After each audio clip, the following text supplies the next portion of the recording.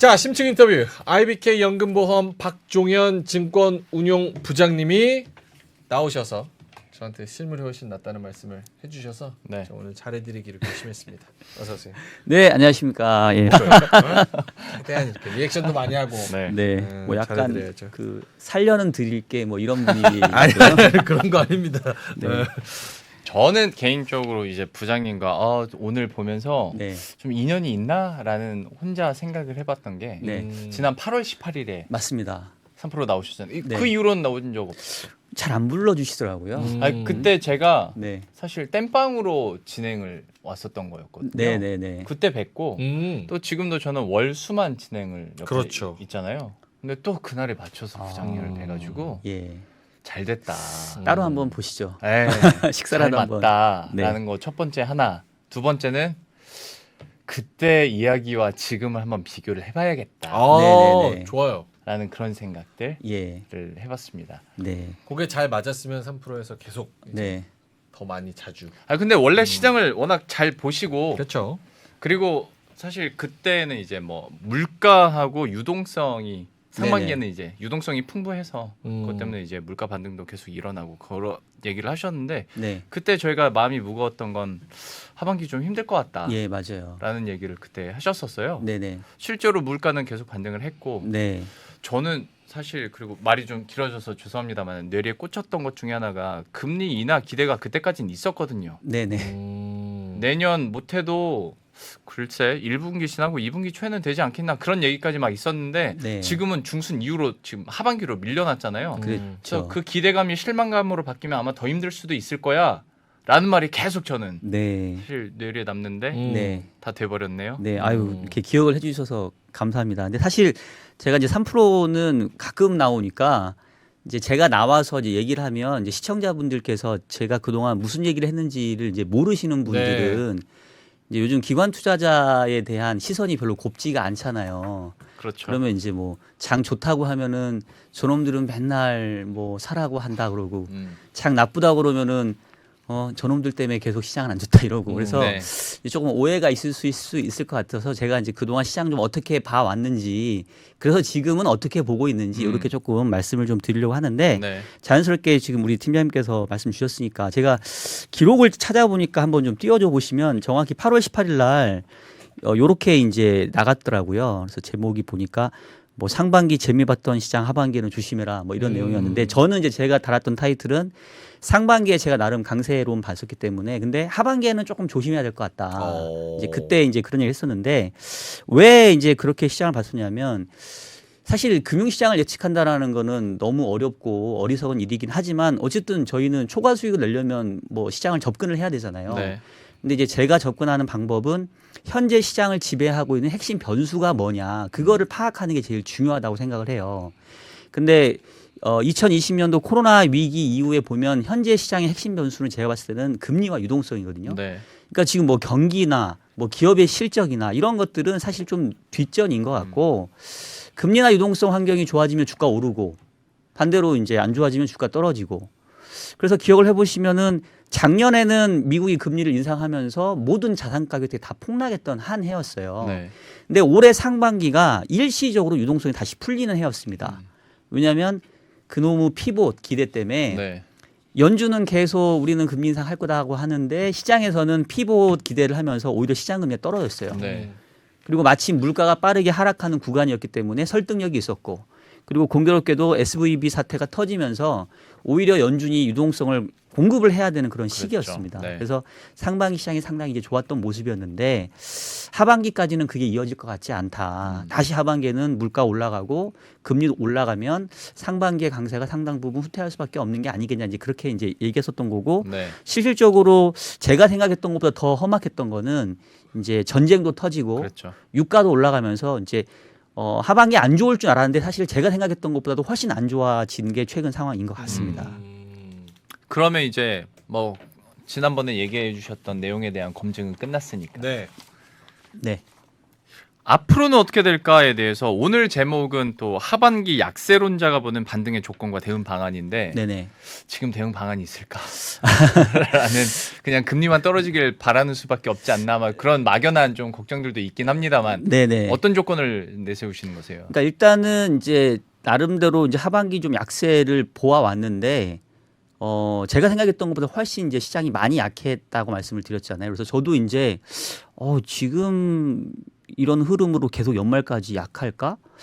어느 정도 악재가 좀 다 반영된 거 아닌가라는 생각을 사실 좀 하고 있어요. 그래서 오늘은 결론부터 말씀드리면 좀 반등 가능성을 저는 높게 보고 있어서 좀 긍정적인 얘기를 좀 하려고 하고요. 그게 올해 안에 반등 가능성이요? 네, 지금부터 연말까지 제가 생각하는 그 반등의 조건이 두 가지가 있는데 그 두 가지 중에 하나 정도는 지금 충족이 된 것 같고 하나 정도만 좀 더 충족이 되면 그래도 연말 지수는 지금 뭐 지수보다는 좀 높게 마무리될 수 있겠다라고 일단 저는 기대를 갖고 있습니다. 일단 뭐뭐 있습니까? 하나 충족된 건 어떤 거예요? 두 가지인데요. 네. 첫 번째는 그냥 가격입니다. 가격. 예. 많이 내렸다. 예. 가격이 싸지면 결과적으로 이 시장이라고 하는 거는 이 가격이 어디에 있느냐에 따라서 호재와 악재의 민감도가 달라지거든요. 그러니까 코스피가 뭐 2,600 이상이었었을 때는 호재보다는 악재에 대한 민감도가 당연히 클 수밖에 없었던 시장이었고 네. 지금처럼 2,300이 깨지는 그 아래에서는 어느 정도 악재는 좀 반영이 된 게 아닌가 싶어서 저는 2,300 이하에서는 이른바 딥밸류 지금 뭐 코스피 그 PBR로 보면은 0.9배 이하거든요. 네. 뭐 다른 전문가분들도 많이 얘기하시지만은 뭐 금융위기라던가 이런 아주 험악한 분위기를 제외하고는 PBR 0.8배 이하로 이렇게 이렇게 오래 머문 적이 없습니다. 그래서 2,300 이하에서는 추가적인 하락은 상당히 좀 제한될 수 있는 그래서 일단 바닥이 확인이 돼야 반등할 수 있기 때문에 네. 그런 측면에서 저는 지금 정도 주가가 결과적으로는 반등의 첫 번째 조건인 그만큼 주가가 싸졌다. 몇 달과 비교해 보면 지금 너무나 싸진 주식들이 많아졌다. 그걸 일단 첫 번째 반등의 조건으로 보는데 어느 정도 충족됐다고 보는 거고요. 두 번째는 뭐 요즘 지겹게 많이 얘기하시는 결국은 금리. 금리. 예. 아까 제가 코로나 이후에 지금까지의 시장 환경은 금리와 유동성에 의해서 지배됐다고 했잖아요. 네. 올해 하반기 시장이 안 좋아진 이유도 금리가 또 엄청 올랐잖아요. 네. 근데 저는 개인적으로 그 시장 금리의 고점이 지금 형성되는 과정에 있다라고 보기 때문에 제가 생각하는 부분이 조금 맞는다고 한다면 조만간에 좀 금리가 고점 부분을 확인하면서 금리도 조금 하락하고 주가도 조금 반등할 수 있는 여건이 좀 마련될 수 있지 않을까라고 일단 좀 기대를 하고 있습니다. 전쟁은 그 변수 고려 사항에는 없으세요? 전쟁도 상당히 좀 고려를 했었는데 그러니까 이게 지금 두 개의 전쟁이 동시에 지금 진행되고 그렇죠. 있잖아요. 네. 사실은 너무 인도주의적으로 봤었을 때는 슬픈 일이죠. 수많은 분들이 지금 돌아가고 계시니까. 근데 우리가 그 우크라이나 러시아 전쟁하고 이번에 이스라엘하고 이 하마스 전쟁이 미치는 효과는 극명한 것 같아요. 그러니까 즉 결론은 유가에 영향을 주냐 안 주냐거든요. 네. 러시아가 우크라이나를 침범을 하면서 한때 유가가 거의 130불, 150불을 갔었습니다. 그러니까 당장 뭐 전체 산업에 영향을 줄 수밖에 없었고 또 우크라이나하고 러시아가 뭐 3대의 원유 생산 국가이고 3대 밀 생산 국가이고 이러다 보니까 곡물 가격, 식료품 가격, 에너지 가격에 다 악영향을 미쳤던 전쟁이었어요. 지금도 물론 진행 중에 있지만. 네. 근데 참 이번에 이스라엘 하마스 전쟁은 너무너무 안타깝긴 하지만 연결고리가 별로 없어요. 그래서 냉정하게 얘기를 하면 별로 우리에게 실질적인 효과를 별로 주지 않는다. 그러니까 뭐 이란이 참전해서 막 이렇게 확전되지만 않는다면 그렇죠. 그러니까 그게 이제 전제 조건이긴 한데 저도 벌써 10월 7일이 아마 하마스가 이스라엘을 공격한 날이었거든요. 지금 오늘 며칠이죠? 11월 1일. 1일 그렇죠. 그러면은 벌써 한 3주 정도가 지났잖아요. 근데 그때 유가의 흐름을 보시면 잠깐 올랐어요. 맞아요. 그리고 다시 뚝 떨어졌거든요. 그러니까 그 대부분 유가의 급등을 우려했던 사람들이 이제 4차 중동 전쟁하고 많이 비교를 했습니다. 왜냐하면 정확하게 50년 전 1973년도에도 이 중동 전쟁이 벌어졌고 그때도 구도는 비슷했거든요. 이스라엘하고 이제 아랍 국가하고 싸울 때 이제 미국이 지원을 해주니까 이제 이슬람 국가들이 안 되겠다. 이제 우리가 전투력으로는 안 되니까 석유를 무기화하자 하면서 금수 조치 내리면서 갑자기 유가가 3불 갔던 게 12불 가면서 이제 1차 오일 쇼크가 온 거거든요. 네. 그래서 이번에도 이란이 이제 그렇게 석유를 무기화할 수 있는 거 아니냐라는 우려를 저도 했었는데 지금 돌아가는 판국이나 내지는 전문가분들이 얘기하는 게 그때하고 지금하고 아랍 국가들의 결속력이 많이 떨어졌고 그다음에 이제 사우디는 사실 한 발 떨어져 있는데 사우디가 뭐 제일 이 원유를 많이 생산하는 국가니까 이란보다 더 많으니까 그리고 이란도 말로는 되게 강하게 하지만 이 석유를 무기화할 정도로 뭐 이란의 경제 상황이 이렇게 좋지는 않으니까 그래서 안타깝게도 어떻게 보면은 조금 저희한테는 이제 금융시장에 있는 사람한테는 냉정할 수 있겠지만 처음에는 이게 뭔가 큰일 날 것처럼 비춰지다가 지금은 그냥 그냥 좀 안 됐다 뭐 이렇게 좀 시장에서는 영향력이 이렇게. 떨어지는 변수가 아닐까 싶습니다. 전쟁 이슈는 유가가 크게 요동쳐서 움직이지 않는다고 하면 네, 뭐 뉴스에서 어떤 기사가 나오든 간에 그거랑 그냥 냉정하게 봤을 때 시장 참여자 관점으로는 네, 별 크게 상관없이 네. 변수를 안 본다는 말씀이시고 네. 미국채 금리 안정은 그러면 11월 중순쯤에 뭐 확정되진 않았지만 네네. 어쨌든 시진핑과 바이든 만나는 거에 대한 기대감도 좀 갖고 계신 부분이 있습니까? 이제 그렇죠. 이제 그 금리 상승의 원인을 뭘로 보느냐에 따라서 이제 다르는 것 같아요. 우리 네. 명앵커님께서 아주 날카로운 질문을 역시 주셨는데 지금 말씀 주신 날카롭게 하신 거 아닙니까? 네네네. 저는 배는 줄 알았어요. 그래요? 기사 보고 그대로 하는 거니까. 그러니까 아마도 이제 수급적인 측면에서를 말씀 주신 것 같아요. 그러니까 지금 미국채 10년이 한때 5%를 넘어갔는데 네. 뭐 여러 가지 이유들이 있거든요. 뭐 물가가 올라간 것도 있고 뭐 인플레이션도 있고 연준이 뭐 계속 긴축한 것도 있고 성장률 좋은 것도 있는데 요번에는 수급 얘기를 많이 하거든요. 맞아요. 그러니까 미국 재무부가 국채 발행 많이를 하고 있다. 근데 그 와중에 그동안의 전통적인 미국채에 대한 수요처였던 중국이 안 사준다. 그렇죠. 오히려 팔고 있거든요.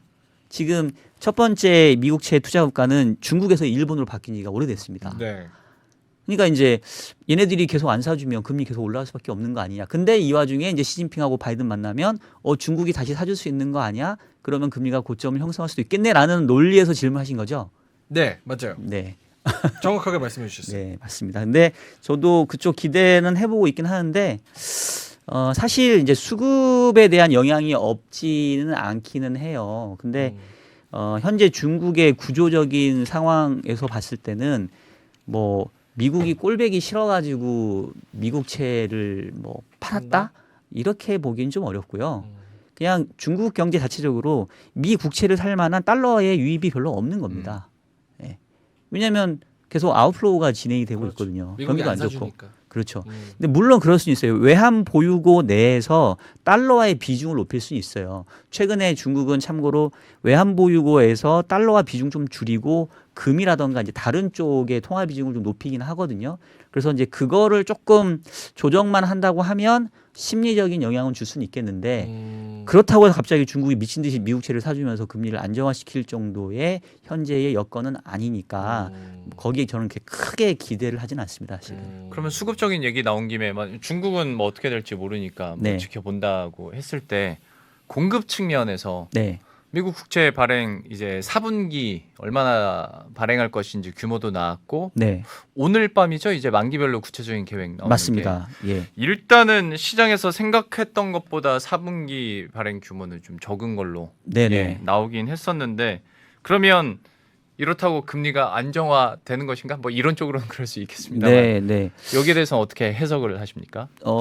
일단은 그 말씀하신 내용 장표로 한번 준비했으니까 제가 숫자 좀 보여드리고 좀 말씀 이어갈게요. 네. 네. 지금 이제 왼쪽 차트가 이제 문제의 그 수급이 늘어난 건데 원래 보게 되면은 3분기에 7,300억 불 정도 채권 발행한다고 했었어요. 원래 계획은.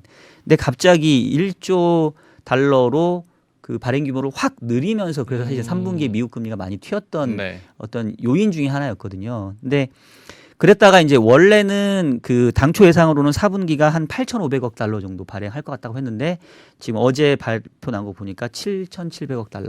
그래서 계획보다 조금 발행이 좀 줄었어요. 그래서 일단은 이제 요건 긍정적인데 이제 시장이 오늘 그 밤에까지 확인하고 싶은 거는 그 만기 구성을 어떻게 할 거냐. 그러니까 똑같이 7,700억을 발행을 한다 하더라도 장기채 발행을 많이 할 수도 있고 단기채 발행할 수도 있고 뭐 이걸 섞어서 할 수도 그렇죠. 있거든요. 네. 네. 근데 이제 채권을 뭐 저희 우리 3프로 구독자분들도 이제 꽤 많이 다뤄져서 아마 이제 이해도가 있으실 것 같은데 만기가 짧은 채권보다는 만기가 긴 채권이 금리에 대한 민감도가 크잖아요. 변동성이 더 크죠. 변동성이 크죠. 네. 그래서 이 투자하는 입장에서는 똑같이 7천억 달러가 발행이 돼도 만기가 긴 장기 채권으로 발행이 되면 훨씬 부담을 크게 느껴요. 그러니까 그 얘기는 만약에 요번에 그 만기별로 장기채 발행 비중을 높인다라고 하면 시장은 절대 규모는 줄었지만 그래도 이 수준 자체가 그렇게 적은 수준은 아니거든요. 그래서 이거 7,700억 달러 이것도 만만치 않은데 그리고 전통적으로 연말은 이른바 북클로징이 진행되는 시기이기 때문에 연말 11월 넘어가면 12월 달에 대부분 매니저들이 거래를 안 합니다. 네. 왜냐하면 약간 좀 이거는 좀 그렇긴 한데 12월 달에 거래 실적의 결과가 성과에 안 잡혀요. 12월에는 돈 벌어봤자 자기한테 도움되는 게 도움되는 게 없어요. 없구나. 네, 그래서 대부분 북클로징 안에 많이 나오는 이유가 12월에는 투자를 안 합니다. 이제 투자 시스템이 왜 그렇게 해놨어요? 성과 평가가 이제 뭐 그렇게 돼 있어요. 이미 10월 말 기준으로 많이 늘 끝나기도 그래요? 하고. 네. 뭐 인사총무부에 한번 하기로. 오케이 12월 달은 예. 그래서 예. 좀 지지부진할 예, 거고. 그래서 이제 그런 거에 비춰 보면은 계획보다는 줄었지만 여전히 부담되는 수준인데 저는 이제 내심 아니 재무부도 바보가 아닌데 그러니까 장사꾼이라 생각을 해보면 내가 이제 물건을 팔아야 되잖아요. 그렇죠. 네. 그러면 수요가 있는 쪽에 물건을 팔려고 하겠지 수요가 없는 쪽에 물건을 팔려고 할까요? 그렇죠. 예. 그래서 저는 뭐 오늘 나와봐야 아니까 이거 사실은 뭐 몇 시간 남긴 거를 예측하면은 너무 이게 우스꽝스러울 수 있는데 저는 시장에 부담을 주지 않는 그래도 만기가 좀 짧은 쪽의 비중을 조금 높여주지 않을까라는 생각을 들고요. 그거를 먼저 몸소 보여준 게 우리 한국의 기재부가 그렇게 했어요. 지금 지난주에 11월 국채 발행 계획을 발표를 했는데 30년 이상의 채권 발행 규모를 확 줄여버렸습니다. 네. 그래서 지금 한국의 국채 금리가 장기 같은 경우는 많이 내려왔거든요. 그래서 뭐 한국의 기재부 분들도 뭐 상당히 훌륭하신 분들이지만 미국의 재무부도 그 정도 생각은 할 수 있지 않을까. 그래서 일단은 긍정적으로는 저는 보고 있습니다. 알겠습니다. 다음 질문 넘어가기 전에 네. 채팅 오늘 질문이 되게 많네요. 그래서 물루님께서 장단기 금리 역전에서 재역전 되려고 그러는데 이러면 이렇게 되면 침체 징조라는 거는 이번에 장기 금리 상승으로 재역전 되려는 거는 뭐가 다른 건지 물어봐 주세요. 이렇게 말씀하셨어요. 예, 이건 이제 장단기 금리 차에 대한 그 이해도가 있으신 네. 분인데 이제 시간이 제가 많지 않으니까 최대한 짧게만. 짧게 설명을 드릴게요. 장단기 금리 차가 사실은 두 가지를 보셔야 되는데 하나는 국고채 2년과 10년 만기 그래서 네. 2-10 스프레드라고 얘기를 하는데 사실 채권 시장을 좀 더 면밀하게 보는 사람은 더 중요한 거는 국고채 3개월과 국고채 10년의 스프레드거든요. 그게 훨씬 더 예측력이 높아요. 근데 그 두 개의 스프레드가 역전된 게 정확하게 작년 10월입니다. 그러니까 1년이 지났어요. 그래서 과거에 보면은 그 국고채 3개월과 10년의 스프레드가 역전되고 평균적으로 한 1년 반 정도가 지나면 경기 침체가 오더라. 그런 얘기 많이 했죠. 그렇죠. 그래서 이제 그걸 계산해 보면 내년도 한 1분기, 2분기 경기 침체가 올 수 있는 거 아니냐 이제 이 얘기를 해왔던 거예요. 네. 근데 지금 우리 시청자분께서 질문 주신 것처럼 최근에 장기 금리가 빠르게 올라가다 보니까 장단기 금리 차가 역전돼 있던 것이 다시 지금 정상화되려고 그러고 있어요. 재역전. 예. 그래서 이제 이게 만약에 정상화돼 버리면 이제 경기 침체 없어지는 거네 이렇게 얘기할 수 그렇죠. 있다는 거죠. 예. 근데 제 대답은 아직도 역전이 되어 있습니다. 그러니까 역전의 폭이 줄었던 거지 역전 맞아요. 자체가 해소되진 않았고요. 이게 해소되려면 현재 국고채 3개월 금리가 5.5%예요. 지금 우리 국고채 미국이요. 미국 10년 금리가 최근에 5% 찍었다가 내려서 한 4.85 정도인데 만약에 미국채 10년짜리가 5.5를 넘어가게 되면 다시 이제 정상화되는 거죠. 예. 그러면 이제 우리 구독자께서 말씀하셨던 것처럼 이거 뭐지? 미국 경기가 뭐 다시 회춘하는 건가? 그렇게 받아들여질 수 있습니다. 왜냐하면 5% 중반 이상 미국채 10년이 간다는 얘기는 경기가 계속 서프라이즈 하다는 얘기예요. 네. 이미 3분기 성장률이 전기 대비 연율로 4.9가 나왔잖아요. 어마어마한 거거든요. 만약에 4분기 성장률도 비슷하게 나온다라고 하면 네. 충분히 가능합니다. 그러면 진짜로 미국 경제 침체를 얘기한 사람들은 다 이거 뭐 무릎 꿇어야 돼요. 근데 저는 그 가능성을 높게 보지 않아요. 그래요. 결국은 시차의 문제일 뿐이지 고금리에 대한 충격과 부담은 주어진다. 그리고 금리 역전이 좁혀질 뿐이지 다시 정상화될 정도로 장기 금리가 여기서 더 크게 올라갈 정도의 경기 여건은 안 될 거다. 이렇게 저는 사실 보고 있어요. 근데 사실 지금도 금리 부담이 계속 있는 상태에서 연준 얘기도 왜냐하면 잠깐 꺼내야 되니까 네. 사실 뭐 5% 금리가 계속 막 유지가 되고 여기서 조금 더 튄다면 네. 글쎄 연준이 추가로 긴축적인 행보를 가져가야 될 필요성이 있나라는 생각이 들 정도거든요. 이미 긴축 효과는 나타나고 있는 거니까요. 그렇죠. 그러면 연준의 스탠스는 어떨까? 마침 또 FMC도 네. 있으니까 여기에 대해서는 좀 연준의 스탠스나 앞으로의 여기에 전망은 어떻게 하세요? 그러니까 이것도 역시 이제 내일 새벽이면 나오니까 그렇긴 한데 프리뷰. 네, 프리뷰. 일단은 그러니까 지금 주신 말씀을 최근에 연준 멤버들이 다 하고 있어요. 그러니까 우리 속담에 손 안 대고 코 푸는 격으로 아니 우리가 금리 인상 안 해도 시장 금리가 알아서 올라와서 이른바 금융 환경 지수라는 게 긴축 상태로 지가 먼저 알아서 가버렸거든요. 네. 그럼 굳이 연준이 여기서 금리를 더 올릴 필요가 있어?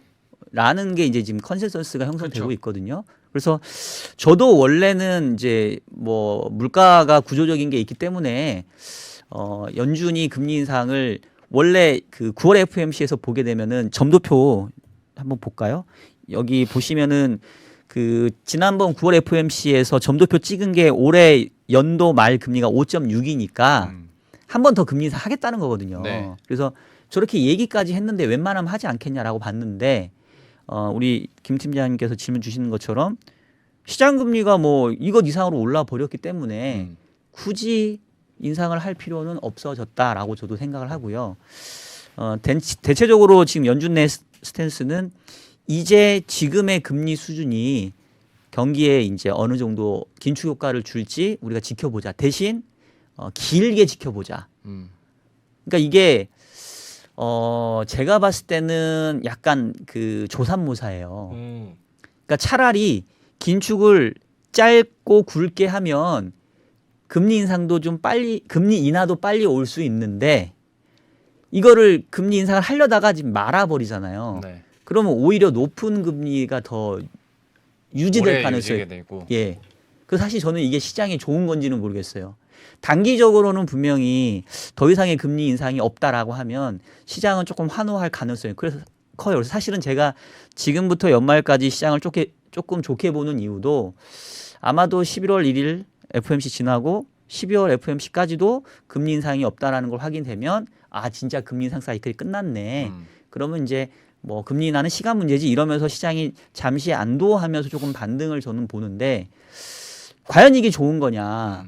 오히려 금리 인상을 한번 해줘 버리고 그래서 물가 빨리 잡힌 다음에 그래서 금리 인하 시기가 땡겨지면 저는 좋겠는데 오히려 금리 인상을 안 하고 현재 상태에서 유지를 하면 금리 인하의 시기는 그만큼 늦춰질 것 같아요. 네. 그래서 약간 조삼모사와 같은 시장에 영향이 있을 거다. 단기로는 회피할 수 있지만 길게 보면 하이어 포 롱거라고 하는 고금리 장기화라는 부분이 더 고착화될 수 있기 때문에 좀 길게는 별로 좋지는 않을 것 같습니다. 연준 스탠스나 지금 상황들 그리고 부장님의 의견까지 들어봤고 다음 질문은 제가 명 앵커님께 넘길게요. 뭐요? 그 일본 관련된 건데 우리 아. 명 앵커님이 엔캐리 트레이드 비스무리한 걸 지금 하고 있거든요. 제가 실제로. 또 기가 막힙니다. 그래요? 뭘 하고 계시죠? 제가 또 엔화로 네. 환전을 합니다. 네.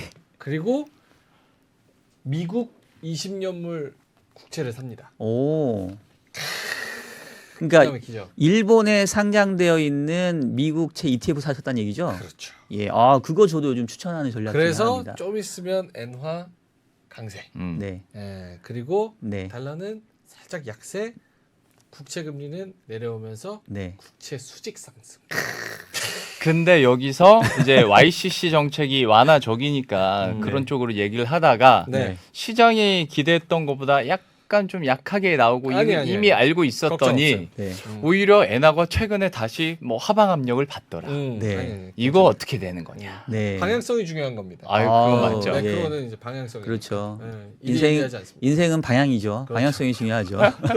민망하니까 빨리 대답해 주세요. 근데 그거 하나만 여쭤볼게요. 혹시 그 포지션을 언제 들어가신 거예요? 그게 한 달 된 것 같은데. 한 달? 그렇게 많이 되시지는 않았네요. 네, 네. 예. 일단 결론적으로 한 달 됐는데도 마이너스 4%예요 지금. 그렇죠. 왜냐하면 미국 채금리 더 올랐고 그렇죠. 엔화 오늘 150일엔까지 갔으니까 네. 이제 양수 염장이 이제 양방으로 터지는 그런 케이스인데 저 일단 그럼 질문이 어떤 거죠? 질문해 주셨어. 네. 여기에 대해서 네. 코멘트. 코멘트. 최근에 이제 그 네. BOJ 회의 결과 네. 아니, 그러면 실제로 지금 이 상황에서 엔화 강세가 가능한 건지 네. 길게 그리고 보는 거죠. 길게. 이제 YCC 정책이 만약에 지금보다 계속 유지가 되고 탄력적으로 유지가 됐을 때에는 실제로 사실 이론적으로 봤을 때는 엔켈이 청산이 돼야 되는 건데 네. 하방 압력을 받으면 또 그것도 아닌 거잖아요. 그렇죠. 좀 어떻게 그러면 시장이 움직일 거라고 보시는 거세요? 그러니까 사실은 어제였죠. 어제 BOJ 회의 결과만 놓고 보면은 긴축이긴 한 거예요. 이전보다는. 그건 맞죠. 네. 예. 이전보다는 긴축으로 갔기 때문에 그러면 엔화가 강해져야 되는 거 아니야라는데 오히려 약해졌잖아요. 그랬죠. 그러니까 좀 이게 헷갈리잖아요. 근데 제가 항상 얘기를 하는 게 주식하고 채권 시장하고 외환 시장이 그 구조적으로 다른 가장 큰 차이가 주식하고 채권은 절대 상품을 거래하는 거라면 환율은 상대적인 교환이에요. 네. 그렇죠. 그러니까 그 이 엔달러 환율을 결정하는 게 일본 경제, 일본 통화 정책이 아니고요. 미국 경제와 미국 통화 정책의 두 차이라고 보시면 돼요. 네. 그러니까 아무리 그 BOJ가 긴축적인 스탠스를 보인다 해도 그 이상으로 미국이 긴축적인 스탠스를 보이면 엔화는 계속 약세로 간다는 얘기예요. 그렇죠. 그래서 엔달러 환율의 향방은 BOJ에 있지 않습니다. 연준에 있어요. 있죠. 예. 결국 연준이 언제쯤 호키시한 스탠스를 접을 것이냐에 있다라고 보고요. 아직은 그게 조금 시간이 남아 있기 때문에 그래서 저는 이제 단기적으로 오히려 이 엔화가 실망감 때문에 좀 약해졌다고 보는데 저도 이제 앞서 얘기했던 것처럼 명앵커님의 현재 포지션에 대해서 저도 찬성하는 입장이라는 게 길게 버티면 분명히 그 엔화도 강해지고 미국 세금리도 떨어지는 시기가 와요. 근데 그거는 뭐냐면 결과적으로 이제 전제 조건이 붙어야 돼. 결국 미국 경제가 침체된다. 둔화되는 모습이 보여야 되고요. 미국의 물가가 안정화돼야 돼요. 그렇죠. 근데 이제 그럼 언제? 이렇게 물어보면 3분기 성장률 4.9까지 나왔고 미국 물가 지금 다시 전년 동기비로 올라가고 있고 그러니까 안 보이잖아요 지금 당장은. 네네. 그러니까 단기는 힘든 거예요. 하기 힘들죠. 예. 근데 저는 연말께 정도면 지금이 이제 가장 정점인. 그러니까 정말로 그 포지션을 아주 바닥에서 들어갈 수 있는 찬스는 지금부터 연말까지라고 보고요. 내년 넘어가면 그 포지션은 양수겸장의 꽃놀이패가 될 가능성이 크다라고 저도 생각을 하고 있습니다. 오케이. 알겠습니다. 지난번에 저희 얘기했던 거랑 일맥상통하는 것 같습니다. 네, 시간이 그럼요. 문제다. 시간이 아니, 해결해 저는 줄 거다. 요거를 결혼하기 전까지만 되면 된답니다. 아, 그래요? 3, 4년 안에 그럼 결혼 못 하는 거 아니야? 죄송합니다. 그 얘기를 했더니만 예. 채팅창에서는 네. 오히려 좋은 걸 수도 있다고 아, 좋게 그렇습니까? 생각하는 그렇죠. 뭐 예. 어떤 거 물어볼까? 한 3분 정도 남았는데 3분. 그러면 7번? 어떻게 그거 셧다운 얘기 잠깐. 아 셧다운. 셧다운 얘기는 잠깐 할게요. 네. 왜냐하면 이제 그 11월 17일까지 임시로 밀어놨기 때문에 또 뭔가 해야 되는데 근데 저 궁금한 게 예. 그때 또 임시 안 나올 수도 있죠. 또 있죠. 예. 그래서 결론은 이놈들이 아이고 죄송합니다. 뭐 이분들이? 외국 사람들이니까 이분들이 괜찮아요. 예. 결국은 그 가서 뭔가 해요. 네. 그래서 최악의 상황까지는 안 갈 것 같은데 근데 이제 문제는 이게 깔끔한 마무리가 안 돼요. 네. 왜냐하면 내년에 미국의 대선이 있기 때문에 양쪽의 삿발 싸움이 상당히 치열합니다. 그래서 명확하게 이 예산안에 대해서 만족스러운 결과가 안 나올 거기 때문에 계속 그냥 지지부진하게 위험을 깔고 갈 것 같아요. 그래서 제가 봤을 때는 명확한 해결은 아닌데 셧다운은 안 난다. 그냥 어떻게든지 끌고 갈 거다라는 거고 중요한 거는 관건은 지금 미국의 신용 등급에 대해서 S&P하고 피치가 최근에 등급을 떨어뜨려서 네. 트리플 A가 아니라 AA 플러스예요. 네. 근데 유일하게 무디스만 트리플 A를 유지하고 있는데 만약에 요번에 무디스까지도 요놈들이 하는 거를 보니까 도저히 이거는 안 되겠다. 부채는 니네들 계속 트리플 늘어나고. A를 준다는 게 말이 안 된다 해서 떨어뜨리게 되면 그때는 약간 단기 이벤트성으로 시장에 쇼크는 있을 것 같아요. 근데 이제 뭐 그렇게까지는 안 가게 하지 않겠냐라는 게 일단 기본 생각입니다. 아, 저 이거 여쭤봤던 이유 중에 하나가 사실 지난 그러니까 8월 말에도 그 얘기는 했었거든요. 야, 무슨 셧다운이야, 다 이건 해결돼 있어, 뭐 정치적인 문제야 했는데 네.